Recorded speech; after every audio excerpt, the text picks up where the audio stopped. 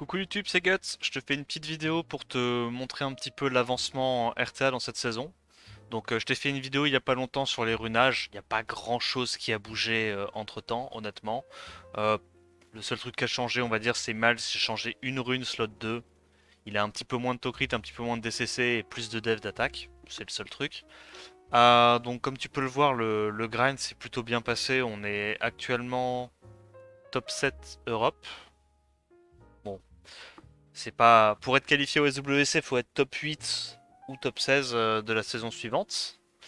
J'essaie d'être top 8 dès cette saison pour pouvoir me dire que si je veux slacker la saison prochaine, je peux. Mais bon, ça c'est une autre histoire. Donc ouais, là pour l'instant, on est assez close dans les classements. On est de justesse, ouais, on est septième et le huitième, il est à, on va dire, non, je crois même pas, je crois qu'on est huitième ATM.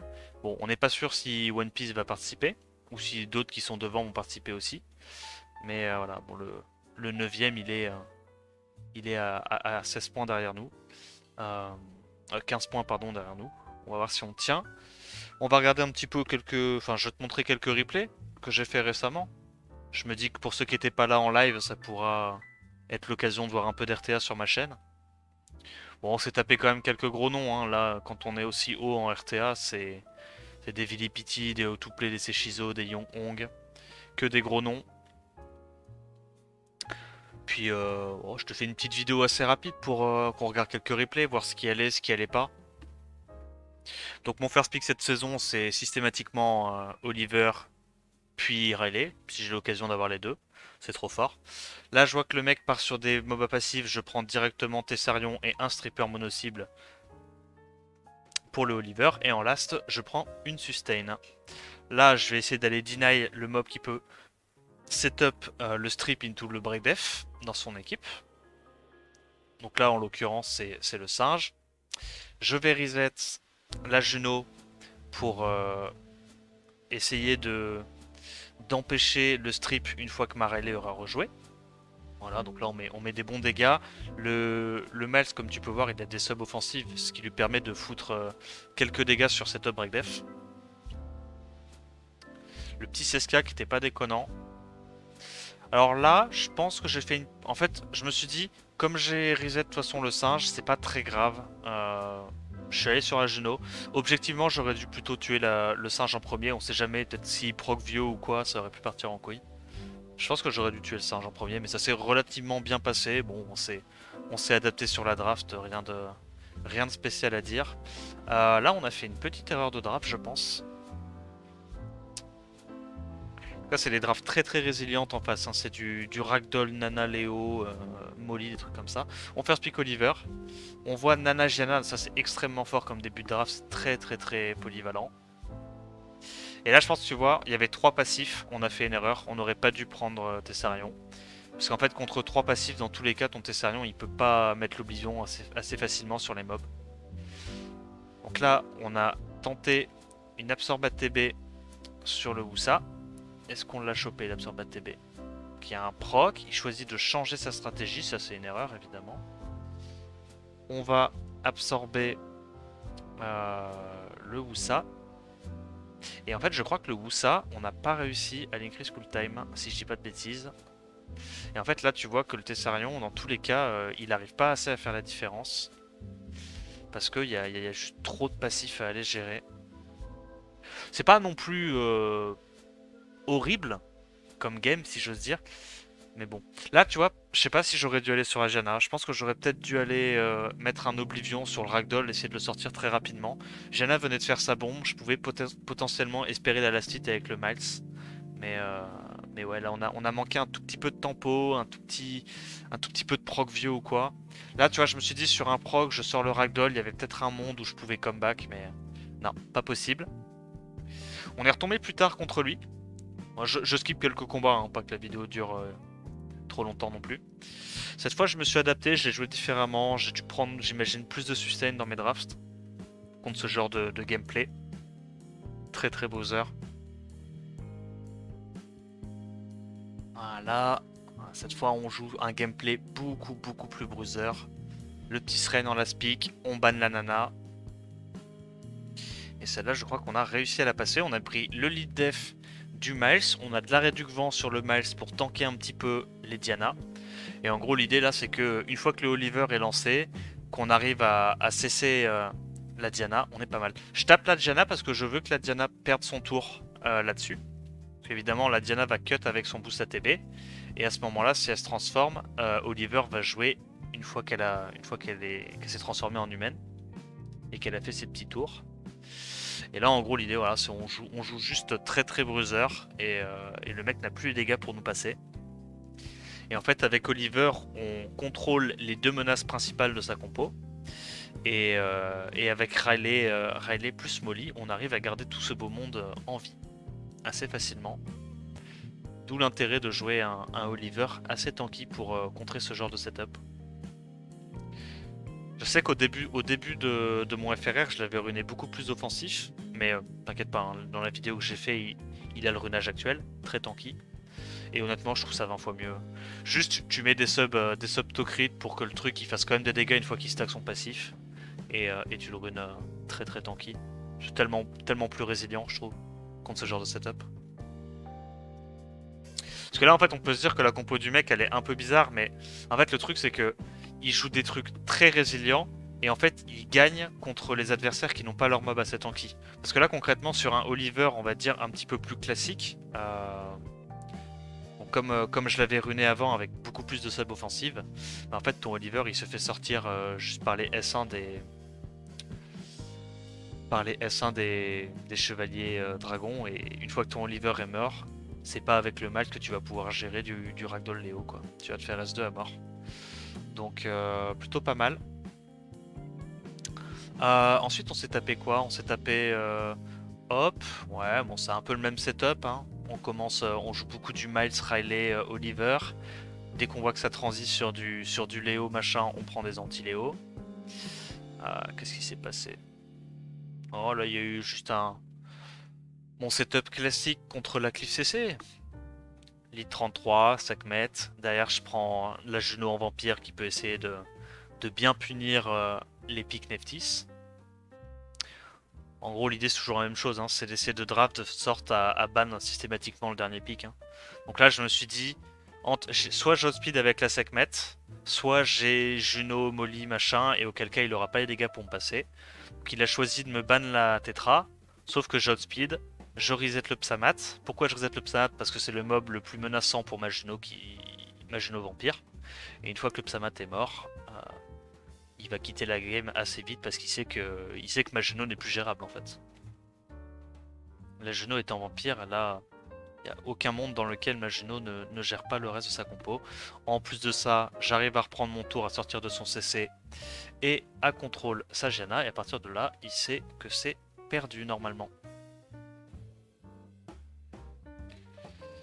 Non, il quitte pas, hein. Il reste quand même un petit peu plus longtemps, mais ok. C'était déjà fini depuis quelques temps. Qu'est-ce qu'on s'est tapé? On s'est tapé du Vilipiti, qui nous a, bon... Il a eu de la chance. Il nous a battu 2 fois d'affilée. Assez unlucky. Mais bon, ça reste Vilipiti, hein. Il y a des runes de port. Tous ces mobs sont en vio. Du coup, vu qu'il a des runes de port, et qu'il y a du pic nana et tout, bah, t'arrives pas à le tuer T1. Et vu que t'arrives pas à le tuer T1, qu'il est très tanky et qu'il y a tous ces mobs en vio, ça peut vite partir en sucette, hélas. Donc là je sais que comme il joue du tableau Jamir, son tableau joue après tous ces mobs. Donc ce que je fais, c'est que je reset son stripper. Ici le stripper c'est le S2 de Molong, voire potentiellement le Molong qui peut faire S3, S2. Hein. Mais là c'est vraiment pour le S2 que je reset le Molong, parce que je me dis, derrière j'ai Limu sur mes 2 persos clés, la Raleigh et le Miles ne devrait pas trop se faire embêter par le Carnal. Et à partir de là, on rebound. Voilà, donc on stun le Carnal. Là, il y a juste un break def. On a passé le premier tour, on sustain. Là, on stun 2 personnes avec le Despair. On met même 3 personnes avec le Despair. Là, je me dis, c'est gagné, tu vois. Là, le mec, il a perdu le S3 de son Jamir. Il y a 3 mobs sur 4 qui sont Despair stun plus break def. Là, je me dis, c'est fini, tu vois. Bref. On met le glancing sur le Carnal, très bien. On remet des Despair Stun sur 2 personnes. Il a un glancing, malgré le glancing, il met 2 slow plus un stun, c'est plutôt chanceux. Il crit alors qu'il a un Glanting sur son Jamir. Il proc Vio sur son Molong. Et tu vois qu'il a des dégâts de fou furieux. Il met du 4k par hit. Hein. Il a vraiment des dégâts de zinzin. Et là c'est dur hein, déjà. On re-reset le Molong pour éviter... non, là on se fait disperstun par 3 personnes. Hein, c'est fini. Et là c'est fini. C'est pas de chance. Là normalement il devrait mourir du dot. Mais si je dis pas de bêtises, il va... Voilà. Proc. C'est n'importe quoi. La mécanique de Nana, vu que c'est un auto-revive qui te permet de proc après être mort, après avoir été ressuscité, je trouve ça assez abusé, mais... Ouais, bon. RNG diff. Ensuite, on s'est tapé un beau florilège quand même. Hein. On a fait une session double Vilipiti, into Autoplay, into Seishizo, into Kyung-Hong. Kyung-Hong qui est aussi un top 5 ATM du ladder. Un mec qui est trop chaud, grosse rune, Jiana Yong-Hong, Kitian Dasheng aussi. Des runes assez stylées. Donc on s'est tapé le petit père Autoplay qui est en train de monter. Il joue un petit peu plus tard dans la saison, mais t'inquiète pas qu'avec 70% de win rate, ça monte quand même assez vite. Il first pick Nana. Lui, je sais qu'il joue beaucoup Contest Speed, donc je prends directement la Sekhmet. Je vois des mobs à passif, je prends le Tessarion. Et là, je prends la Tetra et je banne le Han. Et en fait, je me dis, il n'y a pas beaucoup de dégâts dans tous les cas. Soit il me laisse la Tetra, et Tetra counter complètement son équipe.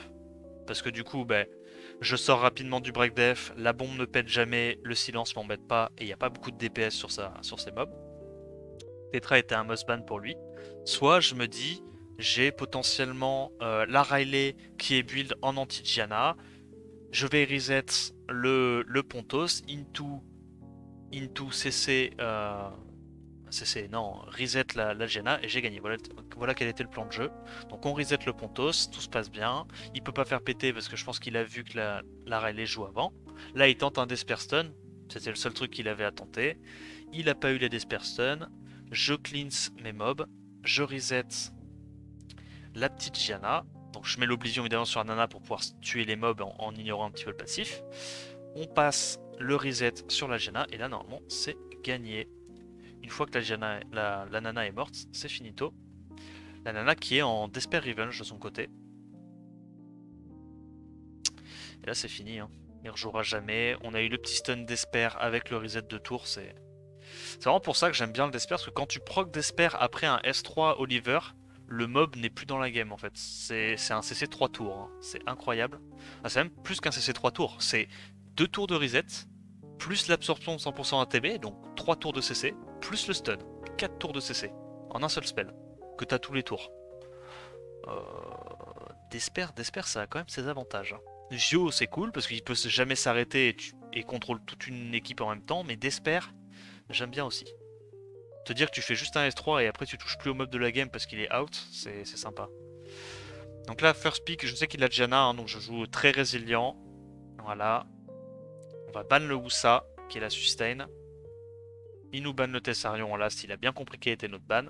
Et en gros, là, l'idée, ça va être de jouer résilient. Résilient. Il a 2 stuns d'Esper incroyables. Ces 2 stuns d'Esper sur nos supports nous mettent très très mal. On n'a pas le stun sur Antares, ça c'est chiant. Il fait beaucoup de dégâts. Heureusement qu'on a Molly quand même pour avoir un petit gland sous 2.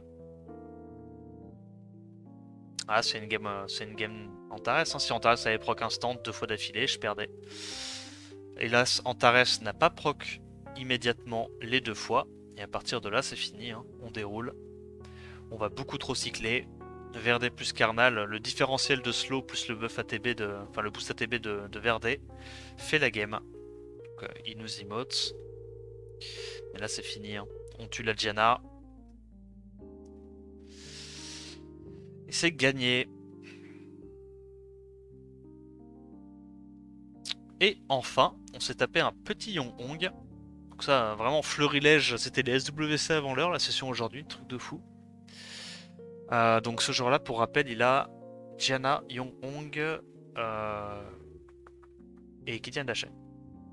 Entre autres. Je crois qu'il a aussi Léona, mais je suis pas sûr. Donc là, on refait le même gameplay qu'avant, très bruiser. On banne le Douglas, que Douglas, on peut pas le gérer. On se dit que Antares, on a quand même Molly qui réduit pas mal la menace d'Antares. Résistance, pas de chance. On Revenge, on réussit un crit sur 2. Du coup, on va pouvoir cut avec Oliver. On n'a pas eu l'absorption ATB, mais on a eu le reset, c'est déjà ça. Là, il va reset la Sekhmet parce qu'il sait que comme on a loupé, on a encore le CD. Nous, on va full focus le shampoing tranquillement. On essaie de break attack le Antares pour vraiment légumiser le mob. Hein. Entre break attack plus la molly, le mob est vraiment inexistant. Et c'est pour ça qu'en fait, c'est vraiment un bait, je trouve, ATM Antares. Quand tu as tes unités qui sont build très tanky, Antares, c'est vraiment une fausse bonne idée. Hein. Parce que là, tu vois, le Antares, il joue et tout, mais je suis très très loin de mourir. J'ai Molly qui augmente les chances de faire des glands dans mon équipe. J'ai tous mes mobs qui sont relativement tanky, avec la Sekhmet qui met des break attack et des glancing. Donc on est pas mal. Hop, on met le glancing. À partir du moment où on a mis le break def, on va essayer de décaler avec notre verdé pour taper le Antares. Donc là, on a de la chance, on met 2 crits. On met 2 crits malgré le glancing. Ouais, glancing plus Molly, il fait pas grand chose. La Sekhmet qui a des petites subs offensives, ça nous aide un petit peu dans ce genre de situation. Là, je shield le Verdé parce que pour moi, c'est le Verdé qui est le plus couché dans ma compo, c'est lui qui doit survivre. Molly tank. Bon, Oliver, t'as vu qu'il était très tanky, c'est un mob vent, donc j'étais pas très inquiété. Bon, les dégâts qui collent, 7500 sur le S1. Il tape trop fort, il a des runes de port, Yonghong. Et voilà comment termine la session des 2 derniers jours. Donc bon, on a réussi à prendre quelques points. On n'est toujours pas certain d'être qualifié pour la SWC, mais on sait quand même, ouais, il reste 4 jours. On est quand même assez bien positionné. Faut juste surveiller un petit peu les points, le classement et voir si on peut assurer la qualification dès cette saison. Ça serait pas mal. Ça enlèverait un petit peu de pression pour la prochaine saison. On pourrait plus jouer pour le fun, quoi. Voilà, donc si la vidéo t'a plu, n'hésite pas à me dire ce que t'en as pensé dans les commentaires. Like la vidéo, abonne-toi à la chaîne. Et puis en attendant la prochaine, moi je te dis à plus. Ciao ciao.